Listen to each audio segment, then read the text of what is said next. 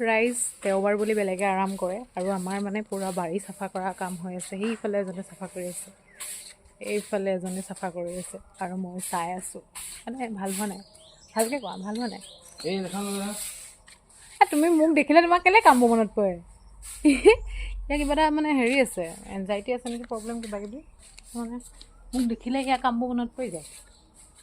ত' দেওবাৰ মানে চবৰে কাৰণে মানে কি ক'ম আৰু, হলিডে নহয়, আমাৰ কাৰণে বাৰী চফা কৰা, ঘৰ চফা কৰা, এইবোৰৰ দিনহে।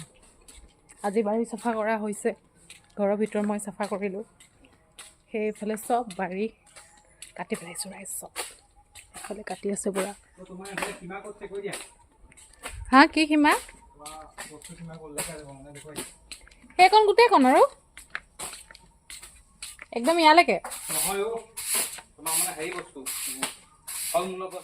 আমাৰ ঘৰৰ কল চাউক আধাতকৈ বেছি এয়া খাই দিলে।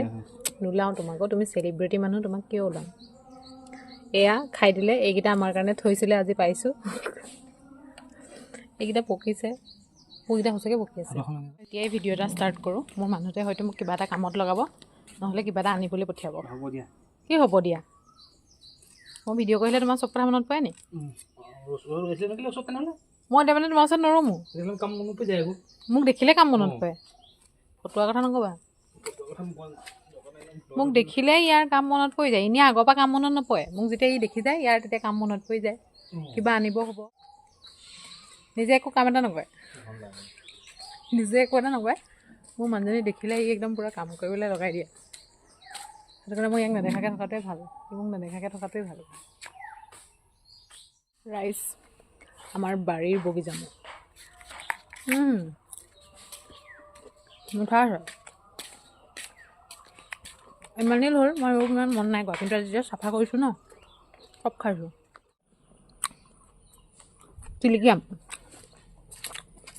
খাবলৈ বহুত মিঠা হয় পকিলে, আৰু পনীয়ত লাগিছে এবাৰ। এইজোপা এবাৰহে লাগিছে হেনো দেই, আগতে লাগিছে যদি মই নাজানো, কিন্তু মই এবাৰহে দেখিছোঁ। ইমান পৰুৱা, এইজোপা এবাৰ লাগিছে পনীয়ল, তলত পৰিও গৈছিলে ক'ৰবাত। আছে এইজোপাত পনীয়ল।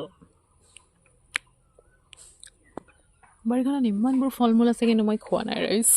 খাব লাগিব এতিয়া এটা এটাকৈ, বুটলি বুটলি। এইজোপা হৈছে কমলা, বন মাৰি আছে, ইমান বন, ইমান 100 টকা হাজিৰা দিছোঁ মানুহজনক বন মৰা দৰৱ দিবলৈ ৰাইজ। তথাপিতো এতিয়া ভালকৈ দিয়া নাই, তথাপিতো ভালকৈ দৰৱটো মাৰিব পৰা নাই। মানে মই দেখাই দিব লগা হৈছে, মোৰ পইচা এনেই গৈছে ৰাইজ।